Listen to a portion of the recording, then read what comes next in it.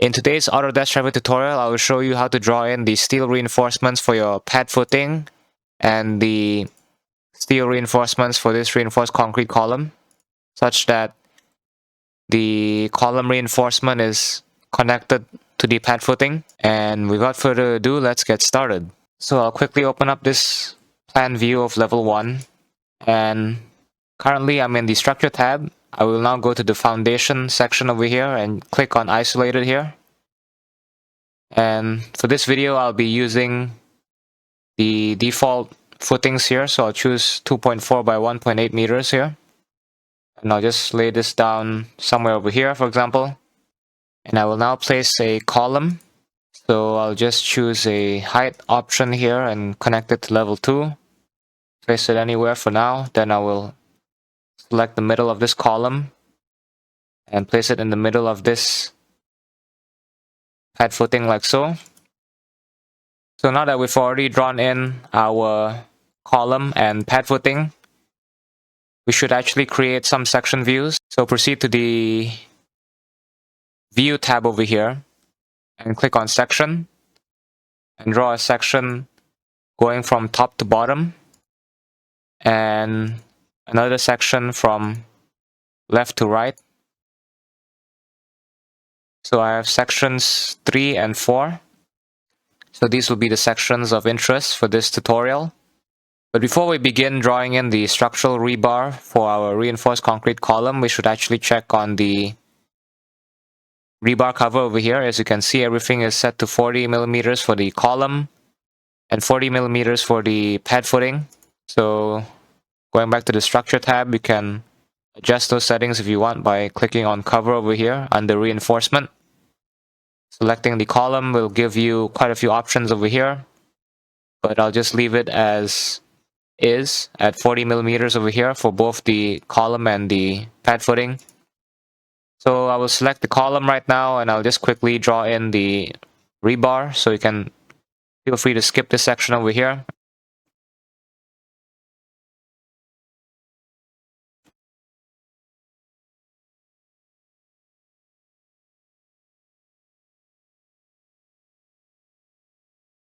Alright, so I've already drawn in the structural rebar for the reinforced concrete column over here. Let's proceed to draw in the hooks and the rebar for the pad footing itself.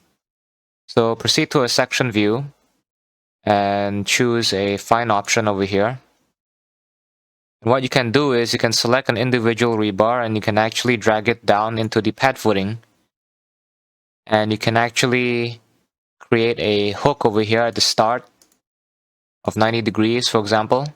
And you can hit the spacebar until you can see the hook itself, like so. So if we now go into a 3D view, this is what the hook should look like for the column rebar, like so.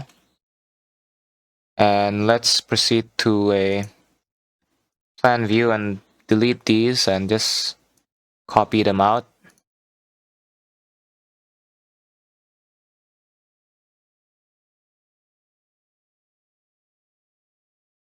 And I'll just mirror this like so and delete these as well and mirror these over here. And now let's focus on the remaining two over here. So just delete both of them and I'll just copy one into the middle over here. I'll just place it in the middle. Sometimes it's a bit finicky to find the middle, so just be patient. Okay, so it's already in the middle. And hit spacebar until you have something like this over here. So let's proceed to level 2 again and mirror this like so. So now that we've already connected the column vertical rebar over here into the pad footing, let us draw the pad footing reinforcement itself. So now let's select the pad footing and select the rebar button over here choose the M02 rebar shape. For BS8666, I will put the rebar shapes in the video description or in the video, so stay tuned for that. So select this and change it to parallel to work plane, like so, and place it down. So this is our pad footing rebar over here. And let's see it in 3D.